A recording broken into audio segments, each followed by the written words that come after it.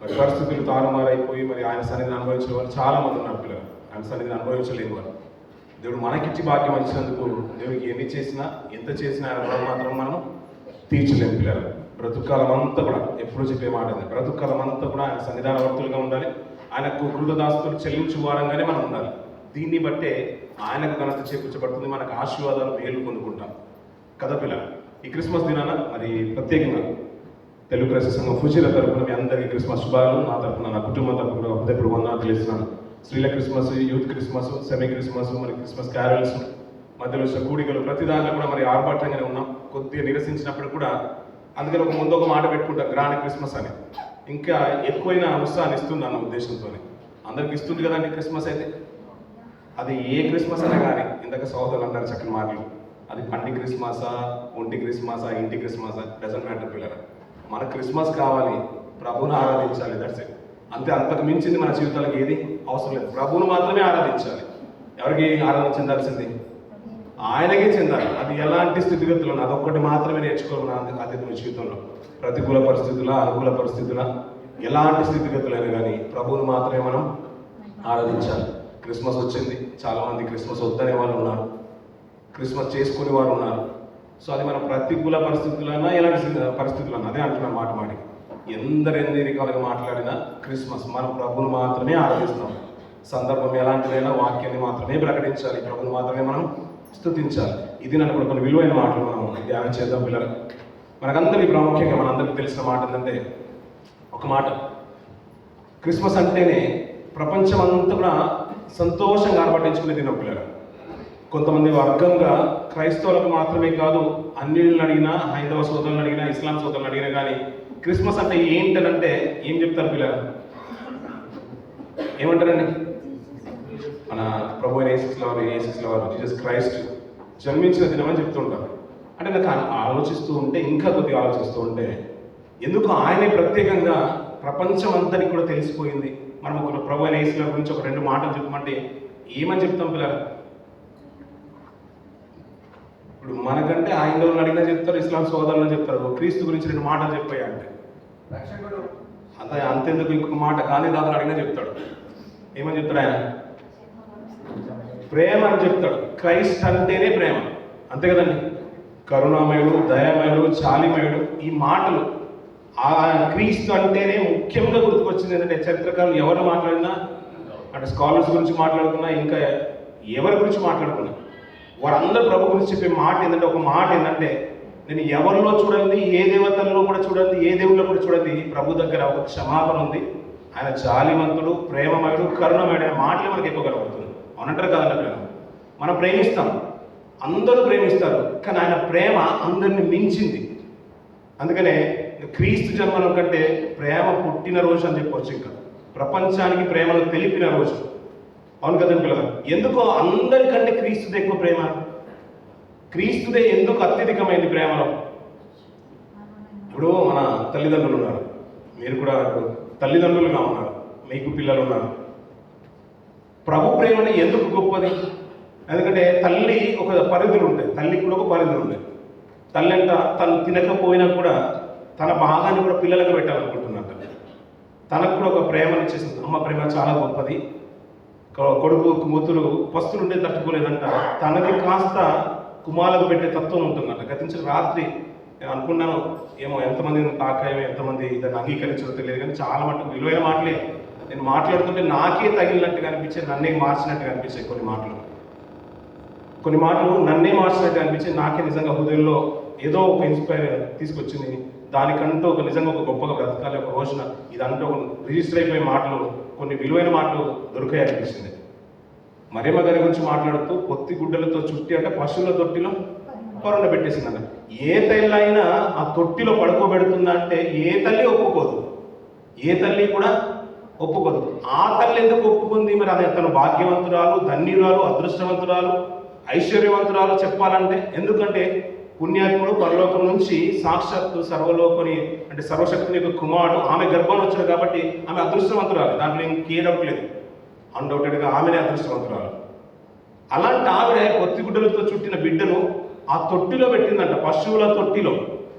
నీళ్లు తాగే తొట్టైనా, ద్రాక్షరసం తొట్టిలైనా అప్పట్లో ఇజ్రాయిల్లో చాలా వాడుక.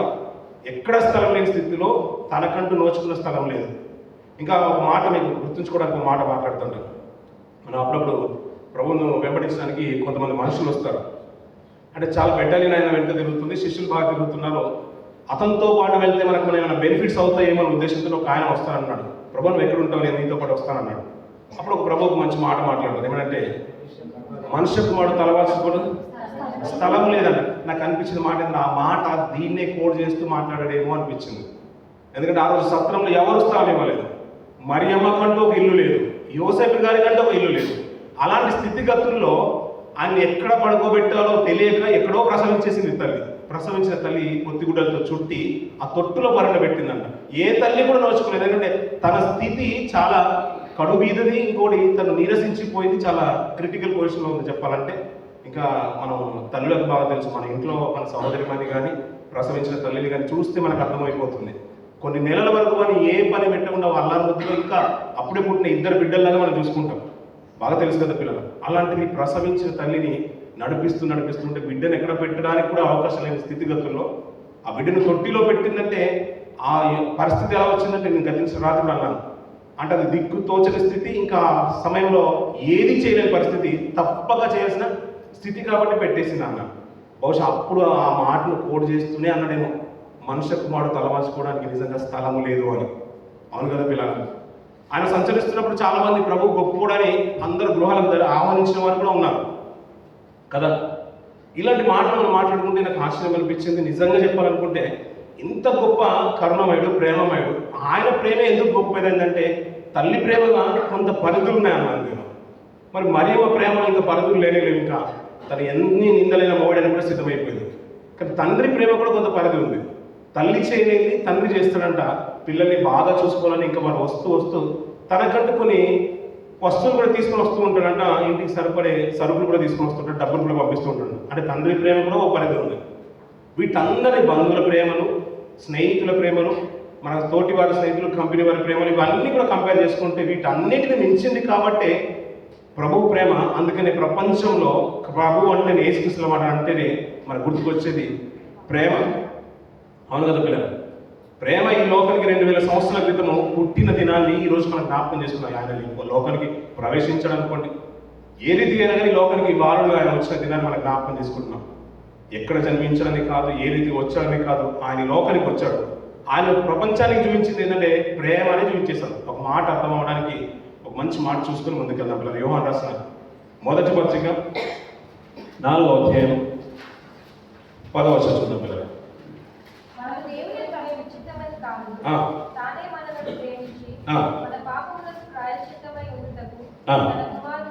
సరిపోతుంది పిల్లలు. అక్కడ చూడండి పిల్లలు, మనము దేవుని ప్రేమించింది కాదు, తానే మనలను ప్రేమించి.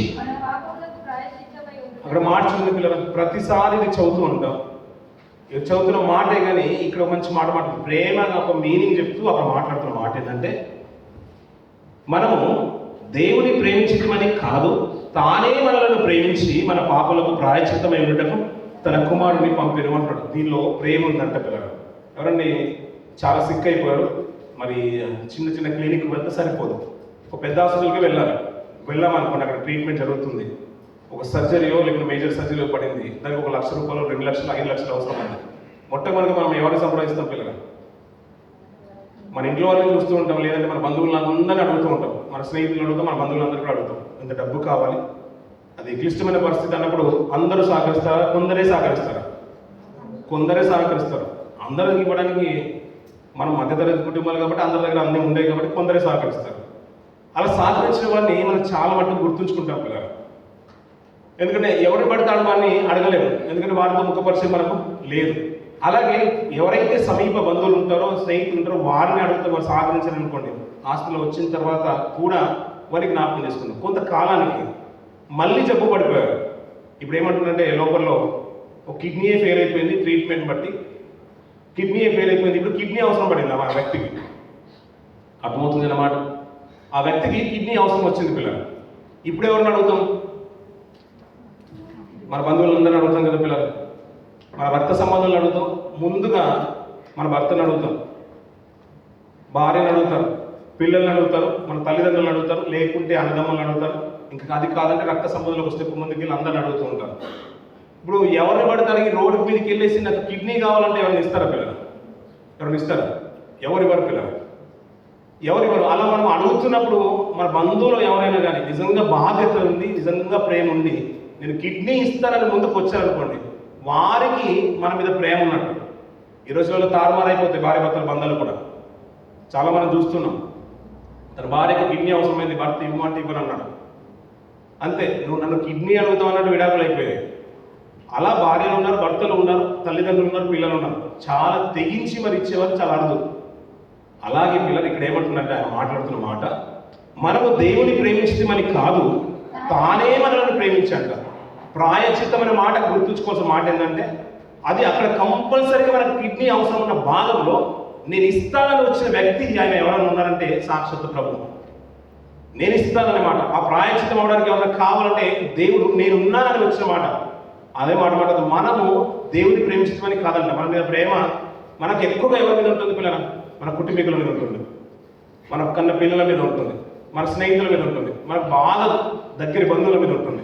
అందుకని మనం పర్సు ఓపెన్ చేయగానే, వ్యాలెట్ ఓపెన్ చేయగానే భార్య ఫోటోను, భర్త ఫోటోను, పిల్లల ఫోటోను, మనకు తెలిసిన వారి ఫోటోను పర్సు ఓపెన్ చేయగానే ఉంటుంది. ఎందుకంటే వారిని చూడగానే ఒక అమితమైన సంతోషం, వారు ఎప్పుడు నాతో ఉన్నారని. మన క్యాంపులో కూడా మనం ఫోటో పెట్టుకుంటాం, మన రూమ్లో కూడా ఫొటోస్ పెట్టుకుంటాం, అంతే ఉంటుంది. కానీ ఎవరైనా ఫోటో పర్స్ ఓపెన్ చేసినా, బ్యాలెట్ ఓపెన్ చేసినా, ఏదైనా ఓపెన్ చేసినా కానీ ప్రభు ఫోటో ఉన్న దాఖలు చాలా అరుదుగా ఉంటాయి. ఒకప్పుడు విశ్వాసాలను చూసేవాళ్ళం పిల్లలు, పెద్దల్ని చూసేవారు, వారి బైబిల్లో ఫోటో, లేకుంటే వాళ్ళు పని చేసే దగ్గర యేసుక్రీస్తుల వారి ఫోటో ఏదో ఒక దగ్గర ఉంటుంది. ఈ మధ్యకాలంలో అది ఒక షేమ్గా ఫీల్ అవుతున్నారు. ప్రభు ఫోటో పెట్టుకోవాలనుకున్నా అదొక అంటే చాలా తక్కువ చూడడం అలవాటు అయిపోయింది. ఎందుకంటే మనం ప్రేమించేది ఎవరు ఉందంటే మన మనుషుల్ని ప్రేమించుకుంటాం, మన రక్త సంబంధాలను ప్రేమించుకుంటాం, మనకు తెలిసిన వారిని ప్రేమించుకుంటాం. దేవుని ప్రేమించేవారు చాలా అరుదుగా ఉంటారు. కానీ దేవుడు అంటున్నాడు, మనం ప్రేమించకపోయినా కూడా తాను మనలను ప్రేమించంట. తాను మనల్ని ప్రేమించి మన పాపములకు ప్రాయశ్చిత్తమై ఉండకు తన కుమారుని పంపిన. ఇందులో ప్రేమ ఉంది అంటున్నట్లు. అందుకనే ప్రేమ పుట్టినరోజు అన్నాను. లోకంలో చాలా ప్రేమలు ఉన్నాయి, అది దుర్మార్గం, దుష్టత్వం, ఇంకా చాలా మట్టుకు ఎంతో ఉన్నాయి. ఒకరిని చంపేది, ఒకరిని హింసించేది, నష్టంలోకి తీసుకుని వెళ్ళేది. ఇదేంటంటే ప్రేమ మన కొరకు తన ప్రాణం పెట్టేది. ఈ మాట అలా ఉంచుకోండి. ప్రభు అంటేనే ప్రేమ. ఆయన లోకానికి రక్షకుడు వచ్చిన దానికంటే ముందుగా ప్రేమమయుడు కానీ ప్రపంచానికి తెలిసేది. అందరిని అడిగినా ప్రపంచం యావత్ క్రైస్తవ సమాజమే కాదు, మిగతా వాళ్ళని అడిగినా తెలిసేది ప్రేమమయుడు ప్రభువే. ప్రేమ అంటేనే మన రక్షకుడైన యేసుక్రీస్తు వారు. అంతే కదా పిల్లలు? ఇది మనసులో ఉంచుకునే పిల్లలు. యెషయా గ్రంథం ఒక మాట చూసుకుని ముందుకెళ్దాం. 6వ అధ్యాయం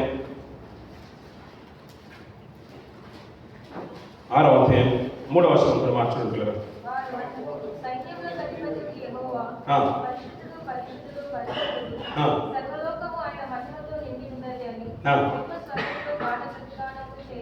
సరిపోతుంది పిల్లలు.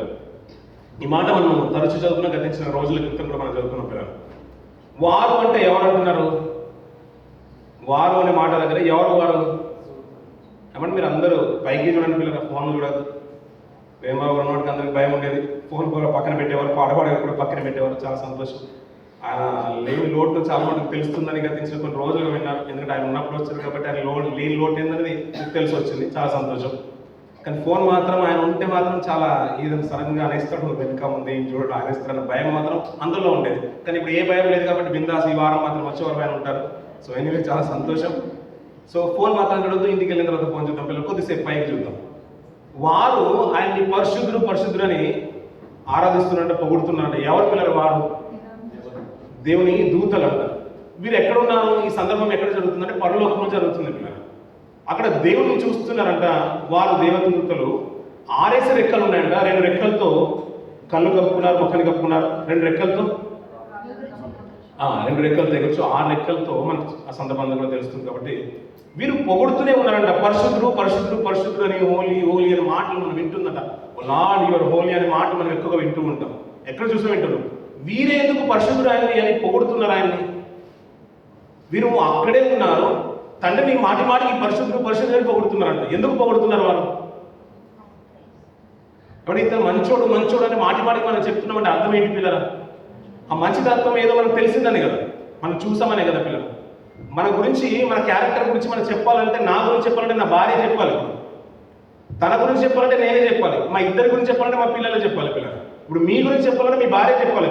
మీ రైట్ క్యారెక్టర్ ఏందో, మీరు ఎలాంటి సిచ్యువేషన్లో మీ డిసిజన్స్ ఉంటాయో, ఏ రీతిగా నడుచుకుంటారో, నువ్వు నీతి మంతుడువా, అతి పరిశుద్ధుడువా, పరిశుద్ధుడికి కావాలనే విషయాలు మీ భార్య గురించి మనం చెప్పగలుగుతాం, మన గురించి మన భార్యలు చెప్పగలుగుతాం. అంతే కదండి.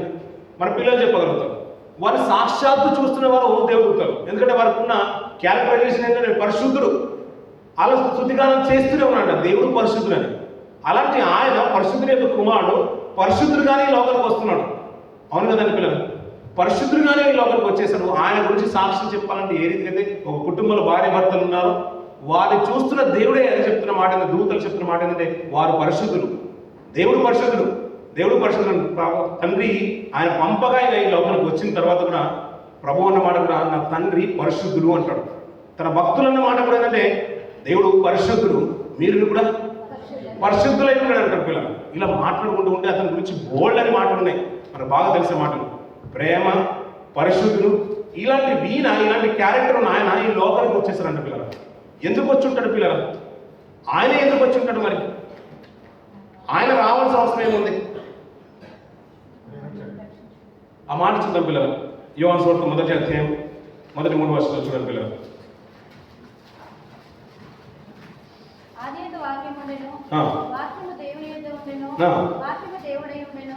దేవుడై ఉండెను, ఆయన ఆదియందు దేవుని యొద్ద ఉండెను, సమస్తము ఆయన మూలంగా కలిగెను, కలిగినదేదిగా ఆయన లేకుండా కలగలేదు, ఆయనలో జీవం ఉండెను. సరిపోతుంది పిల్లలు. కలిగి ఉన్నది ఏది కూడా ఆయన లేకుండా కలగలేదంట. కలిగి ఉన్నది ఏది కూడా ఎవరు లేకుండా కలగలేదు? ప్రభు లేకుండా కలగలేదు. ఇప్పుడు కలిగి ఉన్నది ఏది కూడా ఆయన లేకుండా కలిగినప్పుడు, కలిగి ఉన్నది అంతా కూడా పాడైపోతున్న తరుణంలో ఇప్పుడు బాధ్యత ఇనిషియేటివ్ ఎవరు తీసుకోవాలి? ఇప్పుడు ఎంతమందిని పంపించినా కానీ స్టెఫెన్ గారు ఒక అద్భుతమైన స్టేట్మెంట్ ఇస్తుంటారు, సాక్ష్యం చెప్తుంటారు ఒక మంచి ప్రసంగంలో.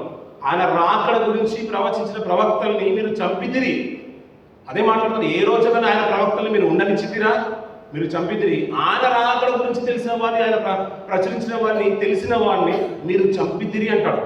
ప్రభు రాకడ గురించి వచ్చిన వారిని, అలాంటి వారి గురించి మాట్లాడుతూ మీరు చంపేశారు కదా, ఆయన వచ్చాడు కదా, ఎందుకు వచ్చాడనే మాటలు మాట్లాడుతున్నాడు. ఈ లోకానికి వచ్చిన విషయాలు మనం ఎప్పుడూ వింటూ ఉంటాం, అనేకమైన మాటలు మనం వింటూ ఉంటాం పిల్లలు. కొన్ని వేరే విషయాలు మనం మాట్లాడుకునే ప్రయత్నం చేద్దాం. ఆయన లోకానికి వచ్చినప్పుడంటే పరిశుద్ధుడిగానే వచ్చేసాడు, ప్రేమగానే వచ్చేసాడు. తండ్రి దగ్గర ఏదైతే నేర్చుకున్నాడో, ఏదైతే తండ్రి అతనికి చూపించాడో, పరిశుద్ధుని చూపించాడో, ఆ పరిశుద్ధిని ఏమాత్రం కూడా తక్కువకుండా ఆ రీతిగా ఈ లోకానికి వచ్చేసాడు. వచ్చిన ఆయన అందుకనే పరిశుద్ధాత్మ వలన గర్భం ధరిస్తున్న మాటలు మనం ఎక్కువగా వింటూ ఉంటాం. ఆత్మ వలన గర్భం ధరించదు అనే మాట అనొచ్చు. ప్రతిదానికి పరిశుద్ధత అనే మాట తీసుకుని వస్తూ ఉంటాడు. అలాంటి క్యారెక్టర్ ఉన్న వ్యక్తి ఈ లోకానికి వచ్చిన తర్వాత ఎందుకు వచ్చాడనే మాట మాట్లాడుతూ, అయ్యా అన్నీ కూడా పాడైపోతున్న తరుణంలో, కలిగిన అంతా కూడా పాడైపోతున్నప్పుడు నేనే వెళ్తాను, నా ప్రియ కుమార్ని పంపిస్తాను తండ్రి పంపించినప్పుడు సాక్షాత్తు ప్రభువే లోకానికి వచ్చేసారంట పిల్లలు. అందుకని అందరి నిమిత్తము ప్రాయశ్చిత్తం అంటున్నాడు. అది పెట్టే అవసరత ఉంది, నేను ఇస్తాను, దానికి రక్తాన్ని నేను ఇస్తాను, నా ప్రాణాన్ని నేను పెడతానని ప్రభువే ఇచ్చేసాను. ఎంతకన్నా కదా పిల్లలు, కిడ్నీ అది అవసరమైంది. 2 కిడ్నీలు పోతే ఒక కిడ్నీ ఎవరైనా ఇవ్వడానికి భార్యదో భర్తదో ఎవరితో కూడా సహకారంగా ఉంటుంది. అది ఇచ్చేవారిదే నిజమైన ప్రేమ. అందుకనే మనము ప్రేమించకపోయినా కూడా తానే మనల్ని ప్రేమించి మన కొరకు ప్రాయచిత్తమై ఉండటకు, మన పాపాల మీద ప్రాయచిత్తమై ఉండటకు ప్రభు ఈ లోకానికి వచ్చేసారండి పిల్లలు. ఇంకా దీని గురించి మాట్లాడుతూ భక్తులు కూడా ఒక మంచి మాట మాట్లాడతారు. అదే యోహాను సువార్త 10వ అధ్యాయం 11వ అధ్యాయం 49 నుంచి కొన్ని మాటలు వచ్చిన పిల్లలు.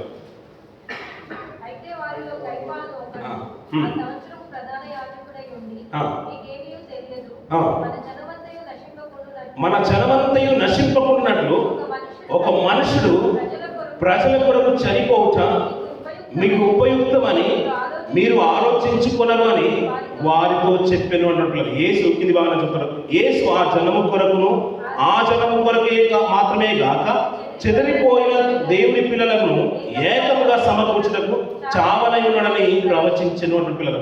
సమాజంలో ఆయన గురించి మాట్లాడిన పిల్లలు ఏమంటాడు, మన జనమంతయు నశింపకుండున్నట్లు. ఒకవేళ ఆయన రాకపోతే ప్రపంచమంతా నాశనం వెళ్ళిపోతుంది. కాబట్టి కలిగి ఉన్నదేది ఆయన లేకుండా కలగలేదు. కాబట్టి బాగు చేసే బాధ్యత కూడా ఇప్పుడు ఎవరికి ఉంది? ఆయనకే ఉందన్నట్టుగా ఆయనే ఇనిషియేటివ్ తీసుకుని లోకంలోకి వచ్చినట్టుగా మనకు కనబడుతుంది పిల్లలు. మనము ప్రేమించకపోయినను కూడా పౌలు గారు అంటారు ఏమంటే, ఇంకనూ మనం భక్తిహీనులుగా ఉండగానే అంటాడు. ఆయన యుక్త కాలంలో మన కొరకు వచ్చి అంటే 5వ అధ్యాయం 5-6 వచనాల్లో మాట్లాడతారు. మన కొరకు ఆయన యుక్త కాలమున తన ప్రాణమును పెట్టినట్టు. మనం ఇంకనూ భక్తిలో ఉండగానే కాబట్టి మన ప్రేమ అనే విషయంకి వస్తూ ఉంటే ఆయన మనల్ని ప్రేమించే విషయంలో ఇంకా దాన్ని తిరిగేలేదు. ప్రపంచంలో తల్లిదండ్రుల కంటే ఒక పరిమితులు ఉన్నాయి, భర్తకు ఒక పరిమితి ఉంది, భార్యకు ఒక పరిమితులు ఉన్నాయి, పిల్లలకు ఒక పరిమితులు ఉన్నాయి. కానీ ఆయన ప్రేమించే విషయంలో అందుకని ఆగాపే ప్రేమ గురించి ఎక్కువగా మనం వింటూ ఉంటాం. పరిధులు లేని ప్రేమ. ఆయన ఈ లోకానికి వచ్చి పుట్టిన తర్వాతనే ప్రేమ అనేది ప్రపంచానికి తెలిసిపోయింది. ప్రేమ ప్రభు గురించి మాట్లాడితే అన్యుడైన ప్రేమ గురించి చెప్పాలంటే క్రీస్తులో ఉన్న ప్రేమ ఆయన గురించింది ప్రేమ అండి. ఆయన మించింది లేదండి. నేను ఆయన దగ్గర నేర్చుకుంది ప్రేమ అండి. ఒకరి శత్రువును కూడా క్షమించమనే ఒక తత్వము ప్రభువులోనే ఉంది. దాన్ని చూసి నేను మారనంటాడు పిల్లలు. నిజంగా ఒక మాట గుర్తుంచుకోవాల్సింది పిల్లలు, ఆయన గురించిన మాటలు నిజంగా నేను హృదయాన్ని తాకిద్దేనంట. అది హృదయాన్ని తాకిద్దేనంట. తత్వం అంతా కూడా మారిపోతుందంట, వాడి స్థితి అంతా కూడా మారిపోతుందంట ప్రభు యొక్క ప్రేమ తాకితేనంట. ఒక మాట ప్రభు రాకడ కంటే ముందు ఈ మాట అర్థం చేసుకోవడానికి మరియమ్మ యోసేపు గారిని ఒక మాట జ్ఞాపకం చేస్తారు పిల్లలు. దేవుళ్ళు ఉన్న పిల్లలు కాబట్టి ధర్మశాస్త్రాన్ని ఎక్కువగా అవలంబించిన వారు కాబట్టి దేవుడి పని అంటే వారికి ఇష్టము, దేవుడి యొక్క చిత్తాన్ని నెరవేర్చడము వారికి ఇష్టము. మరియమ్మ గారి గురించి గతించిన రాత్రిలో మనం జ్ఞాపకం చేసుకున్నాం. ప్రభుదూత మాట్లాడినప్పుడు దానికి నీ దాసురాలని తను ఒప్పుకుంది. యోసేపు గారు అలాగే మాట్లాడుతున్న దర్శనం ద్వారా దూత అతనితో మాట్లాడుతుంది. ఇలా మాట్లాడిన సందర్భాన్ని ముందుకు తీసుకుని వెళ్తూ మరియమ్మ గారు ఏమన్నా తను ఒప్పుకుంది. తనకంటూ ఒక వాక్చాతుర్యం ఉందంటే ఒక డైలాగ్ అనేది మరియమ్మ గారికి ఉంది. ఇంకా గతించిన రాత్రిలో చాలా మాట్లాడుకున్నాం. వారి తల్లిదండ్రుల ప్రస్తావన కూడా మనకు కనిపించదు ఎక్కడ చూసినా కానీ, మరియమ్మ గారికి కానీ యోసేపు గారికి కానీ. అయినా కూడా దేవునికి లోబడే తత్వము ఎవరిలో కనిపించింది? ఇప్పుడు మరియమ్మలోనే యోసేపులో కనిపించింది. ఈ సందర్భాన్ని ఆలోచిస్తూ పిల్లరా నాకు అనిపించిన మాట ఏంటంటే, ఏమంటే మరియమ్మ గారి కంటే కొన్ని మాట్లాడడానికి కొన్ని డైలాగులన్నీ ఉన్నాయి. చివరి వరకు మనకి యోహాను సువార్త వరకు మనకు కనబడుతూ ఉంటాయి. అతను ఎదిగిన తర్వాత కూడా కొన్ని మాటలు మనకు కనబడుతూ ఉంటాయి. ఆయన చూడడానికి వచ్చినప్పుడు కానీ, కానాన విందులు ప్రభువు సంచరిస్తున్న కాలంలో కానీ, అమ్మ నువ్వు నన్ను ఎందుకు త్వరపడుతున్నది, ఇప్పుడు నా గడియ రాలేదు, నీ పని ఏందో నువ్వు చూసుకో అన్నట్టుగా. అంటే మరియమ్మకు కూడా కొన్ని డైలాగులు అనేది పరిశుద్ధ గ్రంథంలో కనబడుతూ ఉన్నాయి. ఇంకా మాట్లాడుతుంటే శిలువ మరణంలో కూడా మనం చూస్తూ ఉంటాం. అమ్మ ఇదిగో నీ కుమారుడు అనే మాట ప్రస్తావన కూడా మరియమ్మ గారి గురించి వస్తూ ఉంటుంది. అంటే యోసేపు గారు చూడండి పిల్లలు, యోసేపు గారు కూడా ఒక డైలాగ్ కూడా లేదు. దర్శనంలో దూత మాట్లాడినా కూడా అవును ఓకే అని నేను ఒప్పుకున్నాననే మాట యోసేపు గారు పలికినట్టుగా అనిపించింది పిల్లలు. ఆయనకంటే ఒక మాట కూడా లేదు పిల్లలు. అంటే నాకు అనిపించిన మాట ఏంటంటే పిల్లరా, అంటే మనం ఎక్కువగా మాట్లాడాల్సిన అవసరం లేదు, ఎక్కువగా మాట్లాడలేదు, ఎక్కువగా మనల్ని మనం పొగుడుకోవాల్సిన అవసరం లేదు. అప్పుడప్పుడు ఏంటంటే మనం అంటూ ఉంటాం కదా పిల్లరా, పని అంటే మాట్లాడుతుందంట, మనం చేసే పని అంటే మాట్లాడుతుందంట. ఇద్దరు వ్యక్తుల గురించి మనం ఎప్పుడో వింటూ ఉంటాం. అప్పుడు అంట చెప్తే నేను చేస్తానని చెప్పి చేయలేదన్నమాట, వాడు చెయ్యరని చెప్పేసి వెళ్ళి చేసి వచ్చిన మాట కూడా మనం వింటూ ఉంటాం. అంటే పని చేస్తే సరిపోతుంది. అంటే పాత నిబంధన గ్రంథంలోనే నిజమైన ప్రేమను గుర్తిరకన ముందే ధర్మశాస్త్రాన్ని అవలంబించే వారిలోనే దేవుడు అంటే ప్రేమ కనిపిస్తుంది. ఆయన ఒక మాట అంటే భయం కనబడుతుంది, దానికి లోబడే తత్వం కనబడుతూ ఉంటే, కొత్త నిబంధనకు వచ్చిన తర్వాత ప్రభు వచ్చిన తర్వాత, ఈ లోపలికి ప్రభు వచ్చిన తర్వాత ప్రేమను చూపించిన తర్వాత, ఆ ప్రేమ మనల్ని తాకిన తర్వాత మనలో మార్పు రాకపోతే ఎలా ఉంటుంది పిల్లలు? ఇప్పుడు మరియమ్మ యోసేపులే అంత డెడికేటెడ్గా బ్రతికి ఉంటే మనకు తెలుసు. గతించిన రాత్రి నేను జ్ఞాపకం చేశాను. ఎందుకు ఆ మాటికి రాత్రి గురించి మాట్లాడుతుందంటే ఇది లెంతి సబ్జెక్ట్ కాబట్టి రాత్రికి సగం ప్రొద్దున సగం చెప్పుకోవచ్చు అనే ఉద్దేశంతో చెప్పేశాను అంతే. సో ఇది మీకు అందరు కంటిన్యూగా ఉంటుంది కాబట్టి మాటికి పిల్లరా మరియమ్మ గారి గురించి కానీ యోసేపు గారి గురించి కానీ వారు ధర్మశాస్త్రాన్ని అవలంబించిన వారు. మేము కన్యాక మా గర్భాన్ని వస్తుందనే మాట మరియమ్మ గారికి తెలియదు. మనకు బాగా తెలుసు. క్రీస్తును అంగీకరించిన వారు, మన రక్షణలోకి వచ్చిన వారము, దేవుడు మిమ్మల్ని ఏర్పాటు చేసుకున్న విషయం కూడా మనకు బాగా తెలుసు, ప్రవచనం కూడా మనకు బాగా తెలుసు. అయినా కూడా మరియమ్మ గారు చూపినంత ఒబిడియన్స్గా మనం చూపించాము. యోసేపు గారు బ్రతికినట్టుగా మనం బ్రతకలేము పిల్లలు. ప్రేమ అనేది క్రీస్తు ప్రేమ అనేది తాకిన స్థితిగతులు మారిపోతాయని పిల్లలు. అది తాకడం మట్టుకే పిల్లలు. ఆ రోజుల్లో చూడండి పిల్లలు, ధర్మశాస్త్రాన్ని ప్రతిష్టంగా అంటే ఒక నిష్ఠగా బ్రతికిన పౌలు గారిని మనం చూస్తుంటాం, సౌలు గారిని మనం చూస్తూ ఉంటాం. ఎప్పుడైతే ప్రభు వాక్కు అతను తాకిందో అతని స్థితి అంతా మారిపోయింది. చంపే స్థితిలో నుంచి అతని కొరకు పరిస్థితి కొరకు ప్రభు కొరకు ప్రాణం పెట్టే స్థితి వరకు మారిపోయాడు పిల్లలు. నిజంగా చెప్తున్నాను పిల్లలు, మనం అప్పుడప్పుడు కరపత్రాలు పంచినప్పుడు కానీ, మనం క్రిస్మస్ క్యారేజ్ వెళ్ళినప్పుడు కానీ కొంత ఒక వర్గం ఉంటుంది, పక్కన నిలబడి ఒక రకంగా చూస్తూ ఉంటాం, వీళ్ళ పని పాట లేదు అన్నట్టుగా. మీకు కూడా అలాంటి సంఘటనలు జరిగే ఉంటాయి. మన సోషల్ మీడియాలో మనం చూస్తూనే ఉంటాం. వీరికి ఏ పని ఉండదండి, ఏ పని ఉండదు, బైబిల్ పట్టుకొని వెళ్ళిపోతారు అనుకుంటాం. అది అనుకోలేదు. మనకు అనిపించిన మాట ఏంటంటే, ఈ సిద్ధపడుతున్నప్పుడు నాకు అనిపించిన మాట ఏంటంటే, నిజమే ప్రభు యొక్క మనసు, ప్రభు యొక్క తాకిడి వీనికి తగలలేదు అంతే, తగిలే వరకే. తర్వాత వచ్చే సంవత్సరం వీడికి కూడా మనతో పాటు క్యారెల్స్లో ఉంటాడు అనిపిస్తుంది నాకు అంతే. అంతే కదండి పిల్లలు. సౌలు గారి పరిస్థితి కూడా అంతే పౌలుగా మారిన తర్వాత. అలాంటి ఈ రోజుల్లో జనరేషన్ అంతా కూడా క్రైస్తవ సమాజంగా మారుతుందంటే ప్రభువును రుచి చూసిన తర్వాత ఎన్నో సాక్ష్యాలు వింటూ ఉంటాం. ప్రభువులు నేను ఇది చూశానండి, అలాంటి ప్రేమమైన ఈ లోకంలో ఎవరు లేరని. ఒకప్పుడు నేను యాక్టర్ అండి, ఆయన చూసిన తర్వాత ఒక్కసారి నన్ను దాకిన తర్వాత ఆ మాట నాకు తగిలిన తర్వాత నా స్థితి మారిపోయిందని నేను కూడా ఈరోజు అదే సేవలో ఉన్నానండి. నేను ఆ పని నేను చేసిన మాట మనం ఎక్కువ వింటూ ఉంటాం. అంతేవరకు తాకే వరకే ప్రభు యొక్క ప్రేమ మనల్ని తాకే వరకే. తాకితే స్థితిగతులు మారిపోతాయి పిల్లలు, తాకితే స్థితిగతులు మారిపోతూ ఉంటాయి. క్రిస్మస్లు గతించిన 25 సంవత్సరాల క్రితం అంటే 2024 సంవత్సరం వరకు ఎన్నో క్రిస్మస్లు మనం చేసుకుంటూ ఉన్నాం పిల్లలు. ప్రభు యొక్క నిజంగా ఆయన ప్రేమ కనుక మనల్ని తాకితే, మన హృదయంలో కనుక ప్రభు పుడితే తర్వాత వచ్చే క్రిస్మస్ వేరేగానే ఉంటుంది. హృదయపూర్వకంగా స్తుతించే విధానంలో మార్పు పొందుతుంది, ఆరాధించల్లో వేరే మార్పు తీసుకొస్తూ ఉంటుంది. మన స్థితిగతులు, మన మాటలను, మన చూపులను, మన ప్రవర్తనలను, మన కుటుంబ ఆచారాలను మార్పు రాబోతుంది పిల్లలు. ఎన్ని క్రిస్మస్లు అయినా రాని, ఎన్ని స్టార్స్ అయినా పెట్టని, ఎలాంటిదైనా జరగని, ఆయన మనల్ని ఆకర్షించకపోతే, మనల్ని తాకకపోతే, మన స్థితి మారకపోతే దానివల్ల ప్రయోజనం ఏమీ కూడా లేదు పిల్లలు. నిజంగా చెప్పండి పిల్లలు, ప్రపంచంలో అందరూ ఎక్కువగా పూజించిన దాంట్లో క్రీస్తు తప్ప ఎవరు లేరనే మాట మనం వింటూ ఉంటాం. ఎక్కువగా క్రిస్మస్ ఆడగల కంటే కూడా ఇంకా వేరేది ఎక్కువగా జరిగినట్టుగా మనకు కనిపించదు చరిత్రలో. ఇంత గొప్పగా జరుగుతుందంటే ఆయన ప్రేమ ఏంటో మనం ఆలోచించాలి పిల్లలు, నిజంగా ఆలోచించాలి పిల్లలు. ఎందుకో ప్రేమ గురించి మాట్లాడుతున్నట్టే ఆయన చూపిన ప్రేమ విధానం ప్రపంచంలో ఎవరు చూపించలేదు పిల్లలు. అతనికి తెలుసు నేను ప్రాణమే పెట్టాడని, ఆయన తెలిసి కూడా ప్రాణం పెట్టమేంది పిల్లలు. అందుకనే ఆ రోమిల రాసిన పత్రికలో ఆ మాట కూడా చూడండి పిల్లలు, 5వ అధ్యాయంలో ఆ మాట కూడా చూడండి.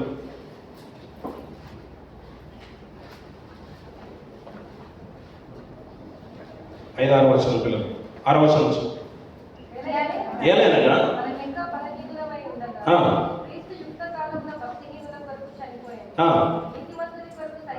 నీతిమంతుల కొరకు సైతము ఒకటి చనిపోవట అరదు, మంచివాని కొరకు ఎవడైనా ఒకవేళ చనిపోయినా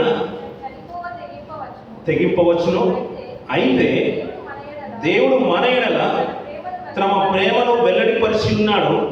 ఎట్లనగా మనం ఇంకనూ పాపులమై ఉండగానే క్రీస్తు మన కొరకు చనిపోయాను అంటున్నారు. మన ఆయన అందులో ప్రేమ ఉంది అంటున్నాడు పిల్లలు. ఆయన వచ్చింది తన ప్రాణాలను పెట్టడానికి అంటున్నాడు పిల్లలు, మనల్ని రక్షించడానికి అంటున్నాడు పిల్లలు. కాబట్టి ఆ ప్రేమలో తన ప్రాణం ఉంది. ప్రపంచానికి ఆయన వచ్చింది ప్రేమ యొక్క తత్వం అర్థమవుతూ ఉంటే, నా కోసమే వచ్చిన విషయం అందరికి అర్థమవుతూ ఉంటే నిజంగా మనం ఆ జీవితంలో మార్పు అనేది ఆటోమేటిక్గా స్టార్ట్ అయిపోతుంది పిల్లలు. ఈ మాట మనం గుర్తుంచుకోవాల్సిన విషయం ఏంటంటే, ఎందరో ప్రేమలు ఉన్నాయి పిల్లలు లోకంలో. తల్లిదండ్రుల ప్రేమలు ఉన్నాయి, బంధువర్గాల ప్రేమలు ఉన్నాయి, స్నేహితుల ప్రేమలు ఉన్నాయి, రక్త సంబంధుల ప్రేమలు ఉన్నాయి, ఎన్నో ప్రేమలు ఉన్నాయి. వారందరినీ దాటి మరి వచ్చిన ప్రేమే క్రీస్తు ప్రేమ. ప్రపంచానికి పరిచయం చేసింది కూడా క్రీస్తు ప్రేమ పిల్లలు. ఈ సంవత్సరం ఇంతమంది ఉన్నాం కదా పిల్లలు, ఆ ప్రేమ మన హృదయంలో పదిలంగానే కాపాడుకుందాం పిల్లలు. వచ్చే సంవత్సరం ఈ గతించిన 2-3 రోజులు మన క్యారెన్స్లో ఎంత ఎక్కువగా అయితే తిరిగామో, ఎక్కడైతే తిరిగామో ఆ చుట్టుపక్కల వ్యక్తుల్ని చూసినప్పుడు కానీ, ఇండియా ప్రాంతంలో మనం సువార్త చేసినప్పుడు ఆటంకాలు పరిచేవారు కానీ, వీటన్నిటిని కూడా మీరు నోట్ చేసి పెట్టుకోండి పిల్లలు. ఒక సంవత్సరానికి ప్రభు కనుక వారిని దర్శిస్తే, ఆ పవనాలు కనుక వారిని తాకితే, ఋతుపవనాలు వచ్చాయండి, నైరుతి ఋతుపవనాలు వచ్చి కేరళలో తాకుతూ కేరళ మీదుగా తమిళనాడు, ఇక కర్ణాటక, ఆంధ్రప్రదేశ్, తెలంగాణలో తాకేసాయనే మాటలు ఎలాగైతే వింటూ ఉంటామో, అది ఒక్కసారి ఇలా తాకిన తర్వాత నీ మార్పుని ఆటోమేటిక్గా నీ జీవితంలో ప్రారంభమవుతుంది పిల్లలు. అది తాకడం మట్టుకే ఆలస్యం. తాకితే ఎలా ఉంటుంది? దేవుని కొరకు బ్రతకాలండి, దేవుని కొరకు ఏదన్నా ఒకటి చేయాలండి, బలంగా చేయాలని, ఏదో ఒకటి చేయాలి, ఒక నిశ్చిత ఆటోమేటిక్గా మనసులో పుట్టుతుంది పిల్లలు. ఇంకా మనలో పుట్టట్లేదు అంటే ప్రభు యొక్క ప్రేమ అనేది ఆయన ఈ లోకానికి పుట్టుకు వచ్చినా, ఆయన యొక్క జీవితాల్లో మనకు అర్థమైనా, ఇంకా మన జీవితాల్లో మాత్రం ప్రభు పుట్టలేదు. క్రిస్మస్ అనేది మన హృదయంలోకి రాలేదు పిల్లలు. క్రిస్మస్ అంటేనే క్రీస్తు ఆరాధన అంటుంది పిల్లలు. ఆయన పుడితే ఆరాధన ఎలా ఉంటుందంటే, మన భక్తి మాటల్లోనే కాదంట, మన జీవితంలో ఉంటుందంట, మన ఆచరణలో ఉంటుందంట. అందుకని యోసేపు గారి ముందు పెట్టేశారు. అతనికి డైలాగే లేదు పిల్లలు. లోబడాడు, పని నెరవేర్చి మన పాత్రను ముంచేశారు అంతే. అందుకని పిల్లలు మనం ఎక్కడున్నా కానీ ప్రతిసారి గుర్తుంచుకోవాల్సిన విషయం ఏంటంటే, మనం కొంత గుడ్డివారి గురించి కానీ, కుంటివారి గురించి కానీ, నోరుంది కదండి మీరు మాట్లాడేసేయండి అంటారు. గతించిన దినంలో ప్రార్థన గురించి కొన్ని మాటలు మనకు జ్ఞాపకం వస్తుంటే, సహోదరులు మీరు ప్రార్థన చేయట్లేదు, ఎలాగైనా ప్రార్థన చేయండి. ప్రార్థన అనేది దేవునితో నీకున్న సంభాషణ. అది ఎలా చేస్తావో, గంభీరంగా చేస్తావో, మాటలతో చేస్తావో, నువ్వు ఎట్లా చేస్తావో అనే సంబంధం లేదు, మనుషులకు సంబంధం లేదు. ఎలాగైనా నువ్వు దేవుని ప్రార్థించాలి, అది నీకు దేవుడుకున్న సంభాషణ అన్నాను. అదే మాటలు జ్ఞాపకం చేసుకున్న పిల్లలు. ఒకవేళ మూగోడే అయ్యాడు అనుకోండి, మూగతనే అయ్యాడు, దేవుణ్ణి ఎలా ప్రార్థిస్తాడు మరి? దేవుణ్ణి ఎలా ప్రార్థిస్తాడు? ఇప్పుడు మనసు ఎవరికి తెలుసు? నీకు తెలుసు, నాకు తెలుసు. అసలు మనసుతో ఎలా ప్రార్థన చేస్తాడు అంటే దేవుడు మనసు కూడా చూస్తాడండి, చూస్తాడు కదా. అందుకని ఇప్పుడు యోసేపులో ఇప్పుడు చూడాల్సింది మాట అలా, ఇప్పుడు మనసా? అంతే కదా పిల్లలు. నిజంగా దేవుని మాటకు అంత లోబడి అంత ప్రేమను ధర్మశాస్త్రాన్ని వాక్యాన్ని అంత రూపంగా చూపిస్తూ ఉంటే ఆయన ఒక్కరు కూడా నశించుకోవడం ఇష్టం లేక 2020 సంవత్సరాలకి ఈ లోకానికి వచ్చి అనేకులను తన వైపు ఆకర్షించి నేటికి అనేకులను వెలిగిస్తున్న ఆయన ప్రేమను గురించి మనం నిజంగా మన జీవితాలకు అన్వయించుకోకుండా బ్రతికితే, క్రియారూపకంగా చూపించకపోతే ఆయన నిజంగా క్రిస్మస్ మన జీవితంలో జరుగుతున్నట్టేనా? ఏమంటే క్రిస్మస్ అనేది మన జీవితంలో జరుగుతుందండి. క్రీస్తును ఆరాధించడం అంటే హృదయపూర్వకంగా స్తుతులు చెల్లించడమే కాదంట, ఆయన పని కూడా జరిగించాలంట. మాటకు లోబడిన వారి జీవితాలు మన కళ్ళ ముందు ఉంటే పిల్లల నిజంగా ధన్యతగా ఉంటుంది. ఆ రోజుల్లో పిల్లల క్రిస్మస్ దినాల్లో కొన్ని మాటలు జ్ఞాపకం చేసి ముగించేస్తాను పిల్లల. ఎంత ఎక్కువసేపు అయితే అంత కష్టం అవుతుంది. మనకు అన్ని విషయాలు బాగా తెలుసు కాబట్టి కొన్ని మాటలు చెప్పేసి ముగించేస్తాను. ఆ రోజు పిల్లలు రాత్రి కాలంలో మరియమ్మ గారి గురించి, యోసేపు గారి గురించి మనం విన్నాం కాబట్టి వెళ్తుంటే కిందికి వెళ్తుంటే గొల్లల దగ్గరికి కూడా దూతలు వచ్చేస్తారంట పిల్లలు. గొర్రెల కాపల దగ్గర కూడా దూతలు వచ్చేస్తారంట. దూతలు వచ్చినప్పుడు అంటే మరి ఏం చేస్తున్నారు? ఏం చేస్తున్నారంట? మందని కాచుకుంటున్నారా, చలి కాచుకుంటున్నారా పిల్లలు? మీరు చలి కాచుకుంటారు అంటున్నారు ఇక్కడ. మందని కాచుకుంటారా, చలి కాచుకుంటారా పిల్లలు? మందని కాచుకుంటారా, చలి కాచుకుంటారా? చలే కాచుకుంటారు అంటున్నారు. వాళ్ళు ఇంకా స్ట్రాంగ్గా చెప్తున్నారు. ఒక స్టేజ్ పెరిగింది పిల్లలు. వారు మందనే కాచుకుంటున్నారు పిల్లలు. మందను కాచుకుంటున్నారు వాళ్ళు, అంటే చూసుకుంటున్నారు. కాపరి ఎలా ఉంటారు? మందను చూసుకుంటున్నాడు, కాచుకునే ఉన్నాడు. అలాంటి తరుణంలో దూత వచ్చి మాట్లాడుతుంది పిల్లలు. ఏమంటే గొర్రెల కాపర్లు ఎలా ఉంటుంది, వారి జీవన శైలి ఎంతో మీకు బాగా తెలుసు పిల్లలు. పాత నిబంధన కాలము హేబేలు మొదలుకొని అందరూ సర్వసాధారణంగా గొర్రెల కాపర్లే పిల్లలు. హేబేలు కూడా గొర్రెల కాపరి. అబ్రహాం గారి గురించి వృత్తి, వారు కాలక్రమేణా వారి గొర్రెల మంద విపరీతంగా ఉండేది. యాకోబు గారు తనమంతా కూడా గొర్రెలు పెంచుకున్న తరమే. వారంటే సమాజానికి ఇష్టం ఉండేది కాదు పిల్లలు. యాకోబు గారు గొర్రెలు వేసినా, ఇజ్రాయేల్ గొర్రెలు వేపినా ఐగుప్తు జనాంగానికి, ఐగుప్తు రాజుకు నచ్చేది కాదు. కానీ వృత్తంతా ఎలా అయిపోయిందంటే గొర్రెలతోనే వారి జీవనం కొనసాగింపబడ్డది. ఇంకా మాట్లాడుకుంటూ వెళ్తూ ఉంటే యెషయా గారి కాలం వచ్చిన తర్వాత యెషయా గారి కుమారుడైన దావీదు కూడా గొర్రెల కాపరి పిల్లలు. ఒక గుర్తింపు రావాల్సిన స్థితిలో ఉన్నప్పుడు మనం ఏమనుకుంటామంటే గొర్రెల్లో వద్దు, గొర్రెల కాపలు మనం పిలువ పిల్లలు. ఆయన కూడా సమూయేలు గారు వచ్చి రాజుగా పట్టాభిషేకం చేయాలనుకున్నప్పుడు ఎలియాబును పిలుస్తున్నాడంట మొట్టమొదటిగా. ఎందుకంటే వారు సైన్యంలో ఉన్నారు రాజుతో పాటు. రాజు ఒకరు అభిషేకించాలనుకుంటే ఇలాంటి వారిని అభిషేకిస్తాడేమో అని అనుకుంటున్నారు. అంటే సమాజంలో నానుడు ఎలా ఉందంటే గొప్పవారిని, మనకు కావాల్సింది గొప్పవారినే మనం చూసుకుంటాం. ఆ రీతిగానే చివరిగా దావీదును గొర్రెల కాపరిని ఉంచేసి అరణ్యంలో ఉంచేశారంట. ఇంకా ముందుకు వెళ్తున్న తరాలు మారిన కానీ ఇస్రాయేల్లో ఈ గొర్రెల కాపరుల మీద ఉన్న నింద మాత్రం తొలగిపోవట్లేదు. అలాగే ఉంది. వాళ్ళని ఒక చిన్న చూపు చూడడం అనేది సమాజంలో ఇస్రాయేల్లో ఎప్పుడూ ఉంది పిల్లలు. అందుకని దేవుడు ఏమనుకున్నాడంటే గతించిన దినాల్లో మనం జ్ఞాపకం తీసుకున్న మాట 1-27 వచనంలో, బలహీనులైన వాడిని బలపరచడం కంట దేవుడు, బలవంతులైన వాడిని సిగ్గుపరచడం కంట బలహీన వాడిని అంట దేవుడు ఏర్పరచుకునే మాట ఎక్కువగా మనం జ్ఞాపకం తీసుకున్నాం పిల్లలు. ఆ గొర్రెల కాపరి కూడా ఏర్పాటు చేసుకుంటూ వారి దగ్గరికి వచ్చి పలికిన మాట చదవండి పిల్లలు. లూకాసు వార్త 2వ అధ్యాయం.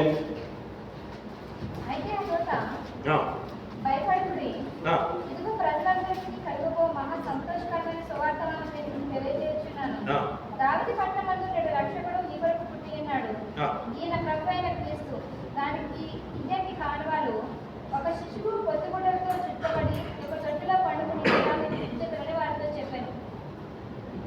వెంటనే పరలోక సైన్య సమూహము ఆ దూతతో కూడా ఉండి సర్వోన్నతమైన సర్వోన్నత దేవునికి మహిమయు ఆయన శిష్యులైన మనుషులకు భూమి మీద సమాధానము కలుగును గాక అని దేవునికి స్తోత్రం చేయుచుండెను. ఆ దూతలు తమ యుద్ధకి పరలోకమునకు వెళ్ళిన తరువాత ఆ గొర్రెల కాపర్లు జరిగిన ఈ కార్యము ప్రభువు మనకు తెలియజేయించి ఉన్నాడు. మనము బెత్లెహేము వరకు వెళ్ళి చూద్దాము రండని ఒకరితో ఒకరు చెప్పుకొని త్వరగా వెళ్ళి మరియను యోసేపును చూచిరి. వారు చూచి ఈ శిశువును గూర్చి తమతో చెప్పబడిన మాటలు ప్రచురం చేసిరి. ఆ గొర్రెల కాపరులు మిక్కిలి ఆశ్చర్యపడి అంటున్న పిల్లలు. సమాజంలో ఏదైతే వ్యతిరేకత గొర్రెల కాపరులకు ఉందో దేవుడు ఏమనుకుంటే అలాంటి బలహీనుల దగ్గరికి వెళ్ళి దూతను పంపించేసి ఇక్కడ అందరినీ చూడండి పిల్లలు. ముఖ్యంగా మరియమ్మ గారు కడుబీద కుటుంబం, రిక్తురాలు అంటే రిక్తుడైపోయాడంటే ఇస్లాడు అలాంటి కుటుంబంలో వచ్చాడు కాబట్టి వాడు దీనస్థితి అంటే మనకు అర్థమవుతుంది. యోసేపు గారు కూడా కడుబీద కుటుంబమే. ఆయన ఎన్నుకున్న వాళ్ళు చూడండి. గొల్లల దగ్గరికి వస్తున్నారంటే వారు కూడా ఎలాంటి వారంటే బలహీనైన వారు, సమాజం అతన్ని వెలివేస్తుంటాము. అలాంటి వారి దగ్గరికి దూత వెళ్ళి ప్రకటించిన తర్వాత వారు ఎలా ఉండాలి? ఇది మన పని కాదు అనే మాట వారు ఉండాల్సింది. అలాంటిది వాక్ వచ్చగానే, వాకు రాగానే, వాక్యం రాగానే, ప్రభు ఒక మాట రాగానే, దూత పంపించగానే వారు ఏమంటారంటే దూత చెప్పిందని అనట్లేదు, దూత వర్తమానాన్ని మోసుకుని వచ్చింది మా కొరకనే మాట మాట్లాడలేదు. వాళ్ళు ఏమంటున్నారు చూడండి పిల్లలు. అమ్మా పైన అమ్మా, ఈ జరిగిన ఈ కార్యము ప్రభు మనకు తెలియజేయించి ఉన్నాడంట. ఎవరు తెలియజేయించున్నారు? చెప్పిన వారు ఎవరు? దూత. కానీ వాక్కును వాళ్ళు ఎలా తీసుకున్నారంటే ఇది దేవుని వాక్కు, దేవుడు మాకు పంపించాడు, ప్రభు మాకు తెలియజేశాడు. గొల్లలైన వీరు, గొర్రెల కాపులైన వీరు, వారికి వచ్చిన వాక్కు దూత ద్వారా అయితే వారు స్వీకరించే విధానం మీద దేవుడే మా కొరకు పంపించేశారు. కాబట్టి మా పని ఏంటంటే మనం వెళ్ళి ప్రభువును చూద్దాము రండి అని చెప్పారంట. వారు వెళుతూ వెళుతూ చెప్పిన వార్తలు అనేకలు ప్రచురం చేశారంట పిల్లలు. ఆ మాటలు విన్న వారందరూ ఆశ్చర్యపడ్డారు అంటున్న పిల్లలు. ఏమంటే ఇంటి దగ్గర ప్రభు పుట్టాడనే మాట, ప్రభు పుట్టాడని కంటే ముందుగా ప్రేమ పుట్టింది అనే మాట జ్ఞాపకం చేస్తాను. ఎందుకంటే అందులో ప్రేమ ఉంది, ఆయన రాకడలో ప్రేమ ఉంది. అతడు పరిశుద్ధుడై వచ్చేసాడు కాబట్టి ఈ పరిశుద్ధతనే ఎన్నటెన్నటికీ ఆయన సన్నిధికి అనుకూలం. కాబట్టి మనల్ని పరిశుద్ధులుగా తీర్చడానికి ఆయన లోపలికి వచ్చేసాడు, ప్రేమగా వచ్చేసాడు. ప్రపంచం స్వీకరించకపోయినా, అతన్ని ప్రేమించకపోయినా అతను వచ్చిన విధానాన్ని ప్రపంచానికి నేర్పించాలనుకున్నాడు పిల్లలు. వచ్చిన తర్వాత చాలా మందిని దేవుడు తాకాడు పిల్లలు. తాకిన వారి జీవితాలు ప్రేమమైపోయాయి. అందుకని సౌలు గారు చూడండి, పౌలు అయిపోయాడు, నన్ను చంపినా పర్లేదు అనుకున్నాడు. శిష్యులు చూడండి పిల్లలు, నన్ను చంపినా పర్లేదు అనుకున్నారు. మేము హతసాక్షులుగా అవ్వడానికి సిద్ధమన్నాం. ఈ మధ్య కాలంలో చంపబడిన మనకు తెలుసు కదా పిల్లలు, సేవకులు, వారి భార్య కూడా వారిని క్షమించే తత్వంలోకి వెళ్ళిపోతుందంటే వారిని ఏం తాకింది? ప్రభు యొక్క ప్రేమ తాకింది పిల్లలు. నన్ను కనుక ప్రేమ కనుక తాకితేనంట అది ప్రభువే తాకడనే మాట. వాక్కు మనం తాకుతుంటే ఆ రోజు దూతలు మోసుకొని వచ్చేవారు వర్తమానాన్ని. నేటి సమాజంలో సేవకుల ద్వారా కానీ, ఆయా ప్రజల ద్వారా కానీ, పెద్ద ద్వారా కానీ, సువార్తికుల ద్వారా వాక్కు వస్తుంది. ప్రభువే తెలియజేసిన వాక్కు మనం స్వీకరించినట్లయితే మన హృదయాలు కనుక తాకుతానంట విన్న మాటలు అనేకులకు తెలియజేయాలంట. ఆ మాటలు ఎలా ఉంటాయంటే ప్రభు చెప్పడానికి కనుక నువ్వు స్వీకరిస్తానంటే నువ్వు చెప్పే మాటలు కూడా ప్రభు చెప్పినట్టుగానే వారికి ఉంటాయి. అందుకని వారి ఆశ్చర్యంలోకి నడిపిస్తూ ఉంటాయి. దూతలు చెప్పిన మాటలు వినే ఆశ్చర్యపోతూ ఉంటే మేము క్రైస్తవులం అంటే ఇన్ని క్రిస్మస్లు చేసుకున్నామండి. ప్రభు ప్రేమ నిజంగా క్రిస్మస్ అంటే క్రీస్తు అంటే అది కాదు ఇది కాదు, క్రీస్తు మీ హృదయంలో పుడితేనే క్రిస్మస్ అనే మాటలు ఒక దొడ్డు లెక్కన పెద్ద బోల్డ్గా మనం రాసుకున్నాం. అంత ఓవరాల్గా ఏం లేదని క్రిస్మస్ అంటే ఇంత అండి. ప్రభు మీ హృదయంలో పుట్టాలని మనం ఎలాగైతే మాట్లాడుకుంటాం, నిజంగా పుడితే మరి ఆ ప్రేమతత్వం మీలో ఎందుకు పుట్టట్లేదు, నాలో ఎందుకు పుట్టట్లేదు పిల్లలు? గొర్రెల కాపరికి వచ్చిన వార్తని దూతలు చెప్తేనే అది దూత చెప్పింది కాదు, ప్రభు చెప్పడని వారు వెళుతూ గొర్రెల్ని విడిచిపెట్టి వెళ్ళారంట పిల్లలు. గొర్రెల్ని విడిచిపెట్టి వెళ్ళిపోయారంట. ఆ మంద ఏమైపోతుందో సంబంధం లేదు, ప్రభు మాట్లాడేశాడు. ప్రభు యొక్క పని మేము జరిగించాలి. వారి హృదయాలను ఆ రీతిగా వెలిగించుకుంటే దేవుడు అతన్ని బలహీనమైన వారు అంతగా వాడుకుంటూ ఉంటే మేము బలవంతులం అండి. ప్రార్థనలో బలవంతులం, మేము వాక్యంలో బలవంతులం, ఆ పాటల్లో బలవంతులం, అన్నింటిలో మేము బలవంతులం కదా. మరి మనల్ని ఎందుకు వాడుకోవట్లేదు దేవుడు? ఆయన ప్రేమ నిజంగా మనం తాకిందంటారు. క్రిస్మస్ దినాలు మన హృదయంలో క్రీస్తు నిజంగానే ఉద్భవించాలంట పిల్లలు. ఉద్భవిస్తుంటే ప్రతి మాట అంట మనం ప్రాచుర్యం చేయాలంట. అంతేకాదు పరిశుద్ధత కలిగి ఉండాలంట, ప్రేమ కలిగి ఉండాలంట. ఆ ప్రేమలో ప్రభు యొక్క విధానం ఎలా ఉందంటే, అయ్యా మీరు ప్రేమించదని కాదు, మీరు నన్ను ప్రేమించకపోయినా, మీ కుటుంబాలే మీకు ఇష్టమైనా, మీ బంధువర్గమే మీకు ఇష్టమైనా, నన్ను ప్రేమించకపోయినా నేను ప్రేమించేశాను. మీ కొరకు నేను వచ్చేసాను. ఎందుకంటే మీ కొరకు మీకు అవసరం ఉందేదో, మీ ప్రాయచితమైంది ఏదో నాకు తెలుసు కాబట్టి నేను ప్రాయచితం అవ్వడానికి లోకానికి వచ్చేసాను కదా. మరి నా ఈ ప్రేమను గుర్తెరిగితే నిజంగా నేను మీలో నివసం చేస్తాను.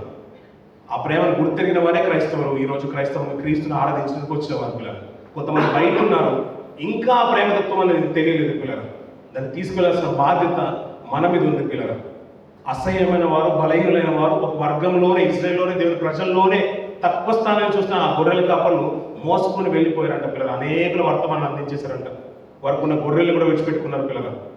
నేను మీ ఉద్యోగాలు విడిచిపెట్టట్లేదు, మన ఉద్యోగాలు విడిచిపెట్టి మనకి వెళ్ళట్లేదు పిల్లలు. మనకు అనుకూల సమయంలోనే క్రీస్తు యొక్క ప్రేమతత్వాన్ని ప్రపంచానికి చూపించారు పిల్లలు. మన పరిధిలో, మన గృహంలోను, మన ఇంటిలోను, మన క్యాంపులోను, మనకు అనుకూలమైన స్థితిగతుల్లోనూ ప్రేమను పంచినట్లయితే పిల్లలు నిజంగా పవనాలు తాకుతున్నట్ట బ్రతుకు మారిపోతుంది పిల్లలు. నువ్వు చంపినా నువ్వు ఇంకొక మాట లేవు. ఒక చెంప మీద కొట్టడం పక్కన పెట్టు, హింసించి అతని మీద ఒక నిందేసి ఎన్ని మాటలైనా కానీ వారికి శిక్ష వేయండి తన భార్య చెప్పట్లేదంటే ప్రేమ ఎంతవరకు లాక్కి వెళ్ళిపోయింది పిల్లలు మనిషిని. ఆ స్థితిలోకి నువ్వు నేను వెళ్ళాలి పిల్లలు. అదే కావాలనుకున్నాడు. మీకు వచ్చే శ్రమలు కానీ నిందలు కానీ చాలా తక్కువ, ఇంకా రక్తము కారణంతగా మీరు మార్పు మీలో రాలేదు అంటున్నాడు పిల్లలు.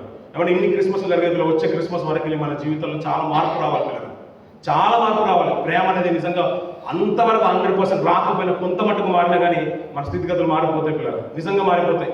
నిన్ను హింసించిన కానీ ఒక మాట మాట్లాడు, నీ సేవ కొరకు, పరిచర్య కొరకు, దేవుని పని కొరకు, ప్రార్థన కొరకు నీకు కష్టం వచ్చినా కానీ నువ్వు ఏ మాట మాట్లాడు, ఎందుకంటే ప్రేమ నీకు తాకేసింది. లోపల కొన్ని మాటలు మనం చూస్తూ ఉంటే, కొన్ని విషయాలు చెప్తూ ఉంటే అవన్నీ నాకు చెప్పడం ఇష్టం లేదు పిల్లలు. ఇద్దరు పిల్లలు ఒక కూతురు బయటే లోకంలో ఉన్న వాడిని ప్రేమించి తన తల్లినంట చున్నేసి చంపేసిందంట పిల్లలు. ప్రేమ ఎక్కడి వరకు తీసుకెళ్ళిపోయింది పిల్లలు, ఒకరిని చంపే వరకు తీసుకెళ్ళిపోయింది. నిజమైన ప్రేమ అంటున్నాడు, మీరు నన్ను చంపినా కానీ నేను మిమ్మల్ని హాని చేయండి అంటుంది ప్రేమ. అందుకని వీరిని క్షమించే వరకు తీసుకెళ్ళిపోయింది ప్రభు ప్రేమ పిల్లలు. ప్రపంచం కానీ ప్రేమ చూపించిన విధానం పిల్లలు. నిజంగా ప్రేమ క్రిస్మస్ దినాల్లో కనుక ప్రభును స్వీకరిస్తే పిల్లలు ఆ ప్రేమ నీలో పెళ్ళుబుక్కుని రావాలి. నిన్ను కొట్టినాను ఒక మాట మాట్లాడు, నువ్వు అంగే కదా, ఒకడికి లేకపోతే నీ 2 అంకెలు ఉంటే ఒక అంగిచ్చే ఇచ్చే అంటాడు. దానికి అవసరం లేదంట, ఆయన నేర్పించే విధానం పిల్లలు. అందుకని ఆయన పరిశుద్ధుడు అంటాడు. నీ గురించి నా గురించి సంఘం వెలుపల కూడా అలాంటి సాక్ష్యమే కావాలి, అలాంటి సాక్ష్యం కావాలి. మనం చెప్పాల్సింది కాదు, మన సంఘస్థులు ఇక్కడ ఉన్నప్పుడు చెప్పాల్సింది కాదు, మన సంఘస్థులైనా బయట ఉన్నప్పుడు కూడా చెప్పాలి మన గురించి సాక్ష్యం. బయట ఉన్న మన స్నేహితులు మన గురించి చెప్పాలి, వీరు పరిశుద్ధులని, క్రైస్తవులండి, క్రిస్మస్కి వెళ్ళాలని, క్రీస్తుని ధరించుకున్నారని ప్రేమ వాళ్ళు కనబడుతుంది, నిజంగా పరిశుద్ధులని. మన భార్యతో ఎక్కువగా ఉంటాం కాబట్టి బాగా తెలుసు, భర్తతో ఉంటారు కాబట్టి బాగా తెలుసు, మన స్నేహితులతో ఉంటాం కాబట్టి బాగా తెలుసు. వాడు మన గురించి సాక్ష్యం ఇవ్వాలి. నిజంగా క్రీస్తుని అనుభవించడండి, క్రైస్మస్ కార్యక్రమం జరుగుతుందండి, క్రీస్తు వారి హృదయంలో పుట్టడండి, నిజమైన క్రిస్మస్ వీళ్ళలో ఉందని వారు సాక్ష్యం చెప్పాలి మన గురించి. అందుకని మరియమ్మ గురించి పరిశుద్ధురాలు కన్యక అన్నాడు పిల్లలు. ఏమంటే అలాంటి స్టేట్మెంట్ స్త్రీలందరికీ కలిగి ఉంటారు పిల్లలు. దుష్టుడికి ఏమాత్రం కూడా అవకాశం ఇవ్వద్దు. లోకంలో ఏది కూడా నీ ఆత్మీయ స్థితిని చేర్పడానికి వీలే లేదు. అంత పవిత్రతను కన్యక కాపాడుకున్నట్టుగా స్త్రీలందరూ కాపాడుకోవాల్సిందే. కేవలం స్త్రీలే కదా, పురుషులందరూ కూడా కావాల్సిందే.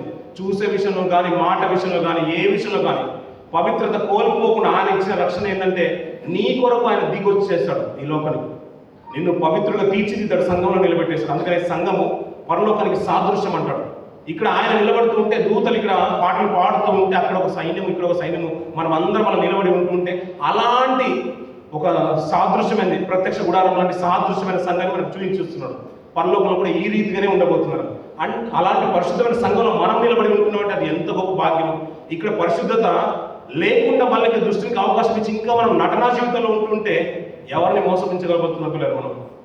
అందుకనే ప్రభు గురించి దూతలు సాక్ష్యం ఇస్తుంది, అప్పుడు పరిశుద్ధుడు పరిశుద్ధుడు పరిశుద్ధుడు అంటున్నారు పిల్లలు. మన గురించి సంఘం అందరూ కూడా ఏ రీతిగా అయితే సంఘంలో సాక్ష్యం ఇస్తారో లోకంలో ఉన్నప్పుడు కూడా మన గురించి సాక్ష్యం ఇవ్వాలి పిల్లలు. అలా సాక్ష్యం ఇచ్చినప్పుడు నిజంగా క్రిస్మస్ మన జీవితంలో వచ్చినట్టు పిల్లలు. ఆ ప్రేమ ఒకరిని హింసించినా కానీ ఒక చెంప మీద కొడితేనే ఇంకో చెంప, అది చాలా తక్కువ మాట. నీ ప్రాణము తీసిన వారిని హాని కలిగించలేనిది ప్రేమ, క్రీస్తు ప్రేమ, నిజమైన ప్రేమ. అలాంటి ప్రేమతత్వం కనుక నీలోకి వస్తుంటే అదే నిజమైన క్రిస్మస్ పిల్లలు. ఇలాంటి లక్షణాలు మనం నేర్చుకుందాం పిల్లలు. వచ్చే సంవత్సరం ఇంకా రాటు తేలినట్టుగా ఉండాలంట. మాటికి గొడ్డలు కొట్టి చేతులు ఎలాగైతే బలంగా దృఢంగా తయారైపోతూ ఉంటాయో ఒకనొక దినాన్ని గొడవలు బద్దలు కొట్టడానికి సుత్తలక్కర్లేదు, చేతులు సరిపోతాయంట పనిచేసేవాడికి. అంటే క్రీస్తులో ఉన్నవాడు కూడా అలాంటి జీవితాలు మనం నేర్చుకోవాలి పిల్లలు. ఒక్కొక్క రోజు ప్రార్థనలోనే మెట్టులో ఎదుగుదల కావాలి, వాక్యంలో ఎదుగుదల కావాలి, మనం నడిచే స్థితిగతిలో ఎదుగుదల కావాలి, స్థుతి ఆరాధనలో ఎదుగుదల కావాలి, పనిలో ఎదుగుదల కావాలి, ఇంక్రిమెంట్స్ కావాలి. ఎలాగైతే ప్రమోషన్స్ కావాలో మన ఆత్మీయ స్థితిలో కూడా ఇంక్రిమెంట్స్ కావాలి పిల్లలు. అలాంటి స్థితి మనకు కావాలి. అలాంటి డెవలప్మెంట్ మన ఆత్మీయ స్థితిలో కూడా కావాలి. వచ్చే క్రిస్మస్ లోపల నిజంగా మనం ఎంతమందిని సంఘానికి నడిపిస్తాం అనేది ప్రాముఖ్యం పిల్లలు. ఎంతవరకు ప్రభు కొరకు ప్రాణం తెగించే వరకు నిలబడుతున్నాం అనేది ప్రాముఖ్యం పిల్లలు. మన గురించి ఒక్కొక్కటి సాక్ష్యం చెడ్డదే కావచ్చు, ఇప్పుడు మంచి సాక్ష్యం కావాలని దేవుడు కోరుతున్నాడు పిల్లలు. అందుకొరకు నిన్ను నన్ను మార్చడానికి లోకానికి వచ్చేసిన పిల్లలు. ఆయన మనల్ని మార్చడానికి వచ్చేసిన విషయం కనుక నీకు అర్థమవుతూ ఉంటే నీ స్థితిగతులన్నీ కూడా పక్కన పెట్టి ప్రభు కొరకు నీ హృదయాలు సమర్పించుకో. అందుకని తనకిష్టంగా బ్రతుకుతేనే నీకు సమాధానం, తనకిష్టంగా బ్రతుకుతేనే సమాధానం. తనను స్వీకరించిన వారు అందరికీ కుమారులుగా అయ్యే అవకాశాన్ని దేవుడు ఇచ్చేసి ఆయన వచ్చింది అందరి కోసమే. మరి తనను అంగీకరించిన వారికే రక్షణ భాగ్యము, తనకి ఇష్టమైన వారికే సమాధానము, తనకి ఇష్టమైన వారికే నిత్య జీవము. అలాంటి భాగ్యం మనకు మన సంఘ పిల్లలందరికీ ఉండాలని మనస్ఫూర్తిగా కోరుకున్నాం. ఈ కొద్ది మాటలు దేవుడు దీవించి ఆశించుగాక.